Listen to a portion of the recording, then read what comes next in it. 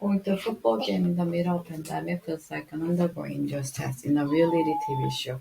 A pre-match message instructs me to arrive at Hampden Park in Glasgow 3 hours before Scotland kick off against the Republic. I must wear a mask at all times. I'm a decanted of food from my micro bag in the plastic bag provided by stadium, and all the cape and halal will be shown. So no messy burgers or cartons of La Pepsi to keep me going. When I immediately turn up to a stadium 3 hours early, the crowds are predictably sparked. The pub outside the ground overflow with supporters, wrapped in scarlet flag, looked like a party alternative. But when I suggest to a steward they might go get a drink ahead of the game, a look of concern crosses her kindly face. Be careful which pub you go to, she said. They will see you coming. What is she referring to? Could it be the lunch buffet ate beside dish that I'm plotting? I have given my spare ticket to a real Scot, my friend Alastair, who is from Edinburgh, so also not 100% at home in Glasgow. We decide to take the advice and skip the pub. Inside our stadium, encounter a fan in the loudest tartan suit I ever seen, including a tiny tartan clutch bag. I pose for a photo with him and he tells me, I had a tailor-made son, it fits me like a glove. It is not just COVID regulations that make this unique and peculiar fun tournament. Euro 2020, as we fast insist on calling it, has also become sucked into the culture wars. It is culture. National football team are symbol of the nation, but that is not a straightforward task at a time when national identity is so fiercely contested. The pressing issue for Scotland, it is independent. For England, it is race. English football team has decided to take the knee before matches as a protest against racism. But each time they do it, they are booed by a significant section of their own supporters. Even the government seems uncertain about how to respond. After hesitating for a while, Boris Johnson, Prime Minister, condemned the booing and urged fans to get behind the team. But two members of his cabinet, Jacob Rees-Mogg and Priti Patel, defended the protest, with Rees-Mogg suggesting that the protesters are not expressing racism, but condemning the Marxists of Black Lives Matter movement. Patel, Britain's Home Secretary, accused the player of indulging in gesturing politics. Players from the England team, whose pre-game press conferences are normally confined to discussing tactics, injuries, and the atmosphere inside the camp, and now being asked to wear home security. It would be natural to assume that cabinet ministers are better at politics than footballers. But the Johnson government has reason to be worried of the clashing with the England team. Last year, it went down to an enormous defeat when it took on Marcus Rashford over the extension of free school meals for poor families.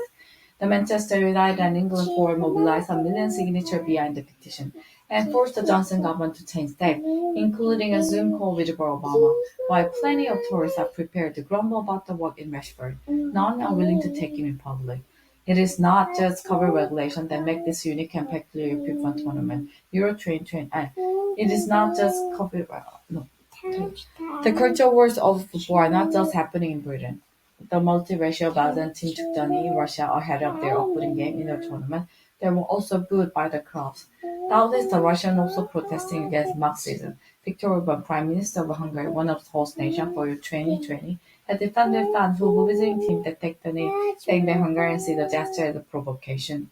Orban is himself a right-wing provocateur who has become a hero to the Trumpist right in America by issuing frequent warnings about the alleged dangers Europe being flooded by Muslims. About Muslims. But even some moderate conservatives are uncomfortable with footballers taking the knee. Taking the knee. Even some moderate taking the one prominent thinker breathed announced to me that footballers may not prove the spade, but now the national team has become a source of division. I can see what it means. This year's tournament inevitably brings back memories of Euro 96, when England also played their games at Wembley, and the whole country they seemed to get behind the team.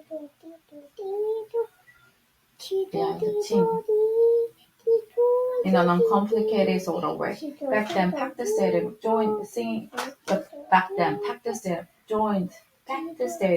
all joined with the singing of the Lions. Football's coming home. Now the stadiums are largely empty and some of the home crowd actually bring the place. By somebody who has been to many England games over the years, I know that the idea that team was never mixed up with politics or racism and religion.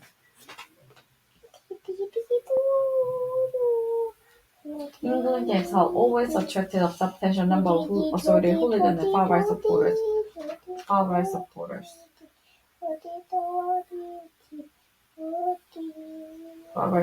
Whose trademark chant is "So no surrender to RA." At the last European Football Championship in France in 2016, the ugly tradition of English football hooliganism emerged when I remarked to another fan that I didn't particularly enjoy being caught up in the near riot. Outsider Mark says, I was told correctly, if you don't like it, you should stay at home and watch the game on television. Football ground in the 1970s were also where I saw the most overrated that ever witnessed in Britain. It was routine to see the players bark fabulous and monkey noises. The football authorities and commentators were silent about this for many years. So if the current national side feel they want to make a statement about racism, it is hard to accuse them of bringing police into the political space. The police, particularly the racial police, have always been there. The identity issues are rather different for Scotland. Euro 2020 comes as the Scottish government is ramping up demand for a second independent referendum. This is the first major international tournament the team has qualified for since 1998, neatly fitting the narrative of national revival. Arriving in Scotland for the first game of the tournament, I find the local paper full of optimism. In recognition of the enormity of the occasion, the Scottish government has even allowed schools without lessons to allow the kids to watch the game text against life. As a visiting English fan, I wonder how I feel about all this. I grew up supporting Scotland in big international tournaments. I had little options since England failed to qualify for the World Cup in 1974 and 1978. But British identity was less complicated back then. Back then, Pepper Stadium all joined in the scene of Blue Lions. Football's coming up. Now the stadiums are not too empty. And some of the home crowds actually bring the players.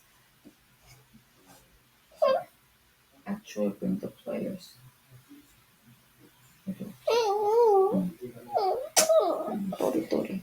아추. 다쳤어? 어디? 보여줄 것 같아? 아니야. 한번 걸어봐. 엄마 가만히 있으면 요 끝날 때까지 하면 안 아파. I grew up supporting Scotland in big international tournaments. I had little options since England failed to qualify for the World Cup in 1974 and 1978. Okay. But British identity was less complicated back then. The anthem play for the Scotland side that lined up to play Brazil in 1974 was God Save the Queen, although the recording does not show the Scottish player looking particularly delighted. Today, the crowd and team will be lifting up Love Scotland with a stern word that can still rise now and be the nation again. When Scotland qualified for the World Cup in 1973, there were more than 90,000 people inside Hampden. But today, thanks to COVID, it's a little over 9,000. Far from the joyous return to the big time that has been advertised, it feels pretty black and lonely in the stand. Even if the Turtle Army has been reduced to little more than a couple battalions.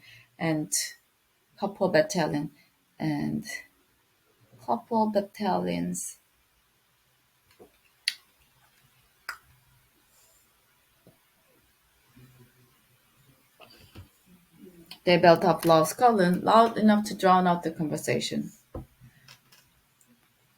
The team started the game with all the expected passions to for, and their captain De Robertson can be seen gesturing to his player to calm down. Then the tech score and the air sucked out of the stadium. At halftime, we tried to spend in the toilet next to the hand dryer. The warmest spot in Hampden, there's hopeful terror around Vienna that Scotland might able to turn this round. But early in the second half, football history is made by the text.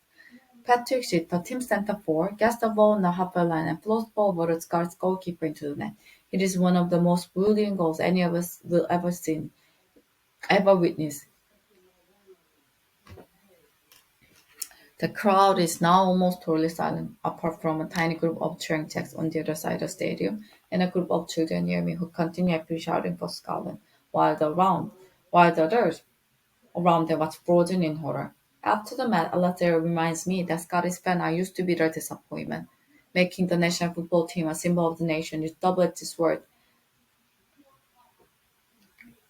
We imagine them scoring wonderful goals and celebrating with the fans. But what if your goalkeeper floundering flat on his back and tangled them in the net? Euro 2020 has already delivered humbling setbacks for two football malpractice leaders. Populist leaders.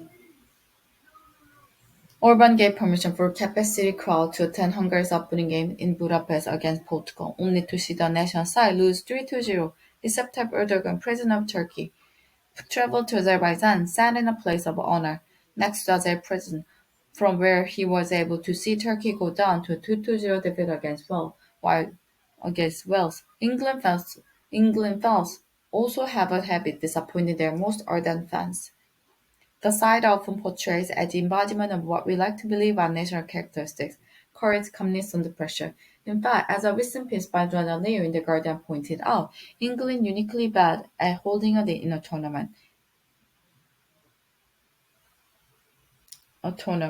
England are uniquely bad at holding a lead in a tournament.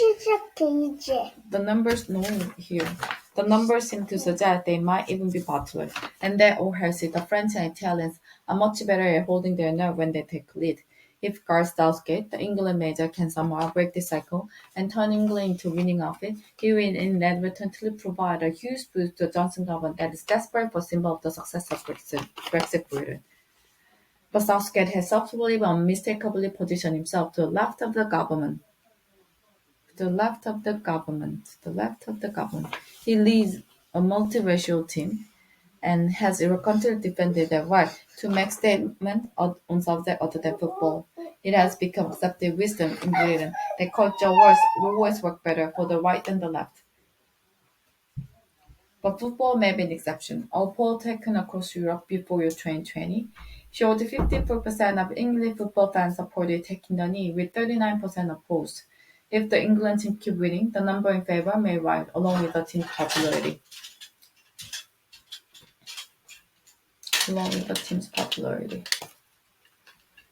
For once, the right may find itself on the wrong end of a culture war. For the duration of Euro 2020, I will care much less about who wins the culture war than who wins the tournament. For Scotland, Euro 2020 began with a deflating defeat. The England team disappointed their fans almost as reliably as the Scots, just slightly later in the day. On the other hand, this is a weird tournament. It's taking place in the middle of pandemic, the stadiums are quarter full, and England are playing half decently. I am allowing myself to hope for the weirdest outcome of the law, an England victory.